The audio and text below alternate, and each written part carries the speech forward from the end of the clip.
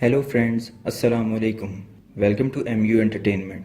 MU entertainment में आपका अपना दोस्त मोहम्मद उमैर एक नई वीडियो के साथ हाज़िर खिदमत है।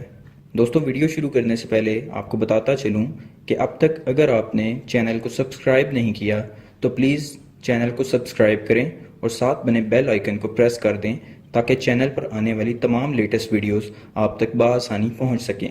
और अगर आपको मेरी वीडियोस पसंद आएँ तो उनको लाइक, कमेंट और शेयर ज़रूर कीजिएगा। ये एक नाकाबिले यकीन कहानी है, लेकिन इससे एक बात जरूर साबित होती है कि हम सब लोग जो अक्सर जिंदगी में कुछ ना करने के बहाने ढूंढते हैं, वो जिंदगी में बहुत कुछ अचीव कर सकते हैं अगर हम मेहनत करें। ये कहानी मोहम्मद साबिर आरिफ की है। साबिर का ताल्लुक लाहौर से है और इनकी पैदाइश एक झोंपड़ी में हुई थी। जैसा कि आपको पता ही है कि झोंपड़ी में ना तो बिजली होती है और ना ही कोई और सहूलत। साबिर का ताल्लुक एक इंतहाई गरीब खानदान से है। इनके वालिद गधा गाड़ी चलाते थे और इनकी वालदा घरों में काम कर कर बड़ी मुश्किल से अपने बच्चों का पेट पालती थी।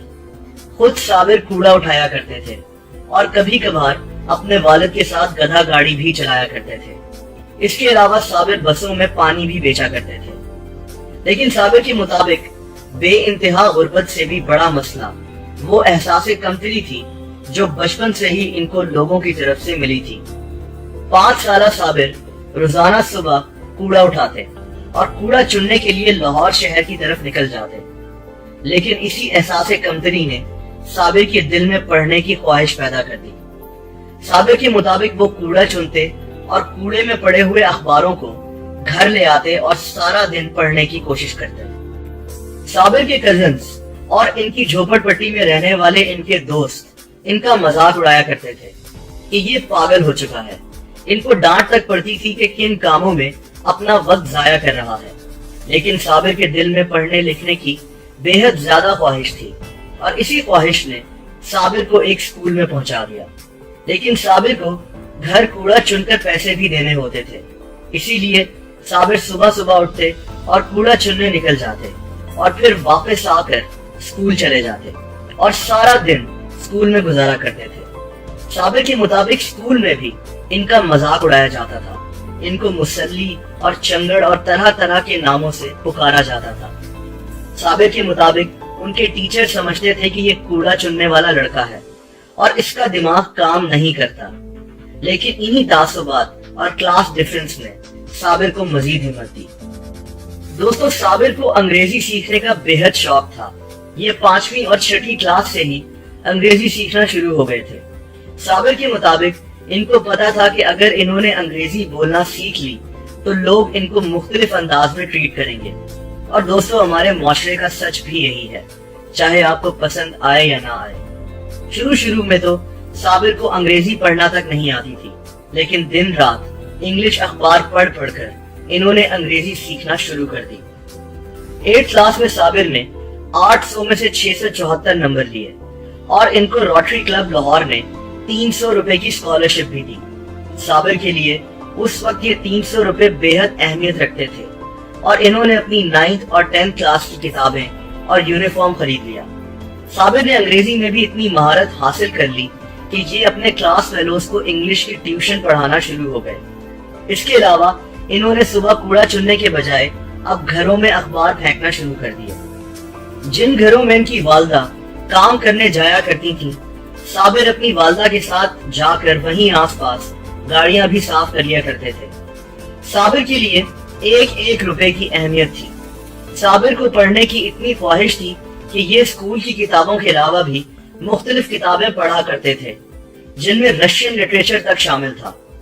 साबिर के मुताबिक इनकी वालदा इनके शौक को देखते हुए इनके लिए रद्दी की दुकान से इंग्लिश की किताबें खरीद कर ले आई। एक दफा इनकी वालदा ने इनको एक रद्दी की दुकान से ही एक नॉवल ला कर दिया। साबिर के मुताबिक इस नॉवल का नाम ग्रेट एक्सपेक्टेशंस था और इस नॉवल ने इनकी जिंदगी तब्दील कर रख दी। इस नॉवल में भी इनके जैसा एक किरदार था जो अपनी मेहनत से कामयाब हो जाता है और साबिर ने खुद को वही किरदार समझना शुरू कर दिया। साबिर ने इसी तरह मैट्रिक पास कर लिया और देखते ही देखते सीमा यानी chartered institute of management accountants भी कर लिया اور یہ اب مختلف جابز کرنے لگے۔ اس کے علاوہ یہ سوشل ایکٹیوسٹ بھی بن گئے، انہوں نے لکھنا بھی شروع کر دیا، یہ بچوں کو ٹیوشن بھی پڑھاتے تھے۔ صابر کے مطابق ان کی پروفائل ہی تبدیل ہو کر رہ گئی، ان کی جھونپڑ پٹی میں کسی کو یقین نہیں آتا تھا کہ صابر کہاں سے کہاں پہنچ گیا۔ دوستو، صابر کے اپنے مطابق پڑھائی لکھائی نے ان کے اندر کی احساس کمتری کہ یہ چوڑے اور چنگڑ ہیں کو ختم کر دیا۔ جو لوگ ان کو نیچا دکھایا کرتے تھے، یہ انہی لوگوں سے اب فخر سے ملنے لگے تھے۔ 2012 میں ایک دفعہ صابر کی ملاقات لاہور کونسلیٹ کے ایک پروگرام میں ایک امریکی خاتون کیتھرین کیسر سے ہوئی۔ وہ صابر کی کہانی سن کر بے حد حیران ہوئی۔ انہوں نے صابر کو امریکہ میں ایک پروگرام کے لیے اپلائی کرنے کو کہا۔ یہ ایک ایمرجنگ لیڈرشپ پروگرام تھا جس میں پاکستان سے صرف 15 لوگوں کو منتخب کیا جانا تھا اور ان کو 10 ہفتوں کے لیے امریکہ بھجوایا جانا تھا۔ صابر کو بالکل بھی یقین نہیں تھا کہ وہ اس پروگرام میں سلیکٹ کر لیے جائیں گے۔ ان کا پاکستان میں بھی کوئی ایسا جاننے والا نہیں تھا جو ان کا لیٹر آف ریکمنڈیشن بھی لکھ سکے۔ تبھی اسی امریکی خاتون نے ان کا لیٹر آف ریکمنڈیشن بھی لکھ دیا۔ دوستو، جب انسان محنت کرتا ہے تو قسمت بھی آپ کا ساتھ دیتی ہے۔ صابر کو منتخب کر لیا گیا، صابر امریکہ پہنچ گئے۔ ان کو اس وقت کے امریکی صدارتی انتخابات میں پولنگ سٹیشنز کی سیر بھی کرائی گئی۔ دوستو، ایک کوڑا چننے والا اور ایک گدھا چلانے والا بچہ اب امریکہ میں صدارتی انتخابات کو وٹنس کر رہا تھا۔ صابر کی ملاقات دنیا بھر کے لوگوں سے ہوئی، جس سے ان کی خود اعتمادی میں مزید اضافہ ہو گیا۔ پاکستان واپس آ کر انہوں نے ایک آرگنائزیشن سیٹ اپ کر لی جو نہ صرف پاکستان بلکہ دنیا بھر کے NGO سے کوارڈینیٹ کر غریب بچوں کی ضروریات کا خیال بھی رکھتی تھی۔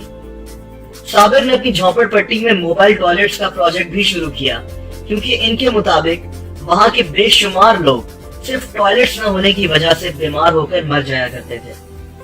2014 میں اور پھر 2015 میں صابر پھر سے مختلف کانفرنسز میں شرکت کرنے امریکہ پہنچ گئے۔ اس کے علاوہ 30 سالہ صابر کئی ممالک کا سفر بھی کر چکے ہیں اور اب اپنی ایک آرگنائزیشن چلا رہے ہیں۔